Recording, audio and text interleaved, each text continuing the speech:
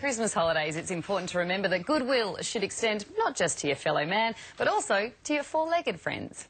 The holiday season is hectic, and as we spend Christmas looking after family and friends, some people are forgetting to keep their pets safe, with devastating results. The owners of an animal had left to attend a New Year's Eve party, only to return home to see their animal had actually been so traumatised from firework activity, it actually jumped the fence to escape and hung itself.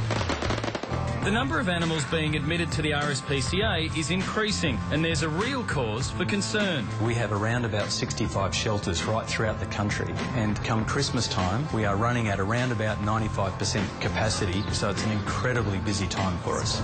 It's a problem mirrored at the headquarters of one of Australia's largest shelters, the Lost Dogs Home. We have dogs that are very fearful of fireworks that are going off randomly through the suburbs.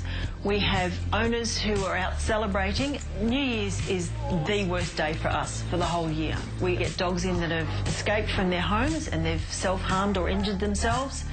We sometimes get dogs that have been hit by cars in sheer panic and running away.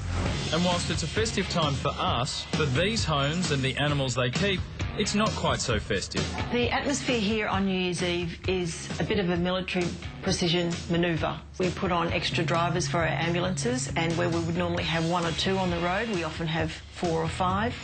We have extra people in our call centre. We have extra people on the ground here in reception as well. Making the situation far worse is that much of this trauma could be avoided if only owners took better care of their pets. You've got to take responsibility for your own animals. 95% of the animals that we get in at this time of the year are lost, and sadly half of those are owned by people who are irresponsible. Every year, thousands of lost animals are brought into shelters across Australia without identification. Every pet deserves to be identified and given the best possible chance of being reunited with their owner should they become lost. Don't just do it and forget about it. The key message that we want owners to think about is to cherish their pet and do whatever it takes to keep them safe. Of course, this is a topic close to the heart of our very good friend and our favourite vet, Dr. Chris Brown. Chris, what happens to the dogs that are not collected from the animal shelters?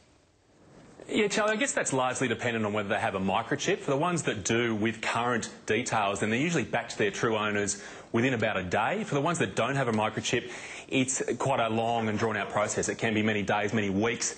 And for the ones where you can't find the owner, it's up to the animal shelter or the RSPCA to find a new home for them. That's obviously difficult, and sometimes it doesn't happen. So help me out here, Chris. Inside my home, aside from myself, what are the biggest hazards for the pets? What should I look out for?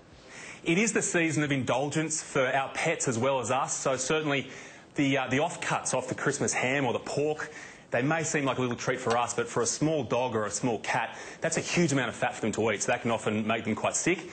With the Christmas tree, the decorations are actually usually within grabbing distance for a dog, so you've got to be careful, put them nice and high. Strangely enough, the tree, even though it's a Christmas tree, it is still a tree, and dogs will often still try to, well, mark their territory on it, and you can end up with lovely, isn't it, with wet presents. So watch out for that one. And really just decorations falling on the ground and them eating those, that can be a real risk factor. Plus, the odd glass of wine left over. It's quite appetising to pets too. Oh. Now, getting on to New Year's Eve and the fireworks, my dogs hate the fireworks. They get very upset. Is there anything I can actually do ahead of time to prepare them or make it less terrifying for them?